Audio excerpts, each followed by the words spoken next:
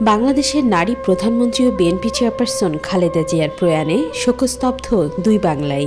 এই শোকের মুহূর্তে নতুন করে আলোচনায় এসেছে ভারতের পশ্চিমবঙ্গের জলপাইগুড়ির নয়াবস্তি এলাকা, যেখানে আজও নীরব দাঁড়িয়ে আছে তার জন্মভিটা। ৮ নম্বর ওয়ার্ডে সেই বাড়িটি দেশভাগের পর স্থানীয় চক্রবর্তী পরিবার সংরক্ষণ করে রেখেছে আগের মতোই। স্থানীয়রা জানান, ১৯৪৫ সালের ১৫ আগস্ট জলপাইগুড়ি জেলা শহরের নয়াবস্তি এলাকার একটি অভিজাত পরিবারে জন্মগ্রহণ করেন খালেদা খানম পুতুল। তিনি ছিলেন স্কান্দার আলী মজুমদার ও বেগম তৈবা মজুমদারের কন্যা। তার বাবা পেশায় চা ব্যবসার সাথে যুক্ত ছিলেন। স্থানীয়দের স্মৃতিতে দেশভাগের পর পরিবার বাংলাদেশে চলে গেলেও ইতিহাসের চিহ্ন হিসেবে রয়ে গেছে এই বসতভিটা। প্রজন্মের পর প্রজন্ম ধরে মুখে মুখে ফিরছে গল্প, ভালো প্রতিবেশী, পড়াশোনার শুরু আর এক গর্বের জন্মকথা। মঙ্গলবার ভোরে ঢাকায় চিকিৎসাধীন অবস্থায় বেগম খালেদা জিয়া মৃত্যুবরণ করেন।